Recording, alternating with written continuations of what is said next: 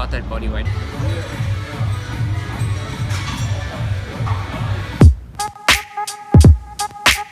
It was pumpingly hot in Durbanville, so we decided to head over to the beach for sunset. So this guy, when we were driving there, was leaving a gap and then flying up behind us, and then leaving a gap and then flying up behind us. There's a small willy. Yes, you do. You have a small willy.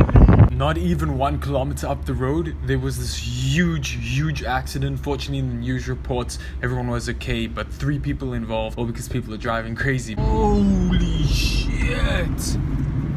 Oh my god. Alright guys, so depending on how regularly you view these vlogs, you guys might remember I shot a TV commercial for Ferrero Hanuta Regal a couple of weeks back. Now the payment from that was a lot of money. Like I was able to purchase a motorbike, a lot of money, cash, no freaking installments. I was able to buy it once off. Now today I'm literally, as you can see, I've got all my stuff packed over here. I'm about to head over to set. Today's job, am I the lead? Nope. Am I a featured extra? Nope. Am I gonna be a bokeh blur in the background that absolutely nobody can identify? Yes. The reason why I wanted to make this point is that literally a couple of weeks ago I was the lead. Like I was the only recognizable person in a television commercial. Tonight I am also working on set for a television commercial but for Volkswagen, and I'm gonna be an extra. I'm gonna be a blur in the background. This is where I'm getting to with all of this information. I just googled that right over there, showing that a KFC worker within South Africa earns less than 4,000 Rand. And while I can't disclose per month, 4,000 Rand per month, and while I can't disclose the rate that I'm earning tonight, all I will say is that from this one evening's work, I'm earning pretty close to a KFC cashier's entire month's salary. And this is the point that gasses me up, is I'm often on set with other models and they get upset because the rate is not as grand as some other times that they've earned, or it's not as much money as what they're used to. These people need to get it through their head. If you're working in sales and you have an amazing month one month and then you have a shit month the next month, keep in perspective that it could be a lot worse. You could be working a lot longer hours for a lot less. And it's not that you shouldn't be aspiring to make more, earn more, push yourself more forward. It's just about keeping it in perspective and realizing that the opportunity that you have right in front of you might be a lot better than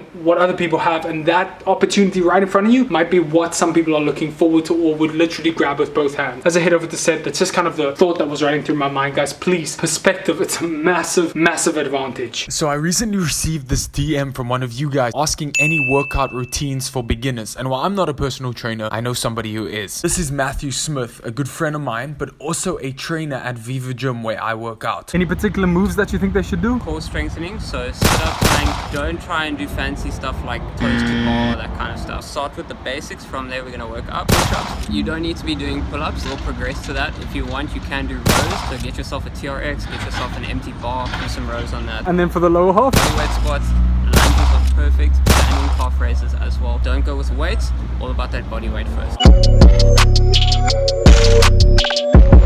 Today's question comes in from Matt Attacker Richard, and he says, if money wasn't an object for one day, what type of vlog would you create? For me, it's a very simple answer. I'd take my family members and my loved ones and I'd fly them somewhere on my bucket list. The second thing I would do is I would pay all the people who I admire, who I look up to. I would fly them all out to the same place, and I would literally line up interviews with all these people, and I would do multiple different podcasts with every single individual who I look up to, 30-minute segments. And then what I would also do is I'd get someone to edit all of the content, and then I would probably spend the balance of it just kind of sightseeing around wherever I was. Actually, the one other thing I would do is wherever I was, I'd host like a seminar or guest talk, Q&A session for the Mad Attackers within that city. I am actually doing this on a daily basis, just not quite on that scale yet. And I hope that as the Mad Attack pack grows, as my brand grows, I will be able to manifest more of these things. And then before we get back to the episode, if any of you have any questions, comment them below. I'm choosing one of these to answer daily in the vlogs.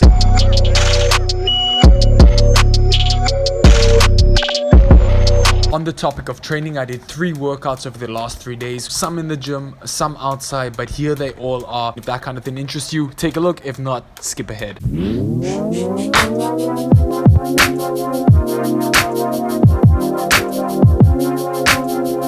As we wrap up the first episode with a new structure, I want to say a big thank you to every single one of you who took the time to watch this. If you're new here and you're not yet a Mad Attacker, hit the subscribe button down below. I'll catch you guys in the next one. Go hustle, go grind, and I'll see you then. Peace.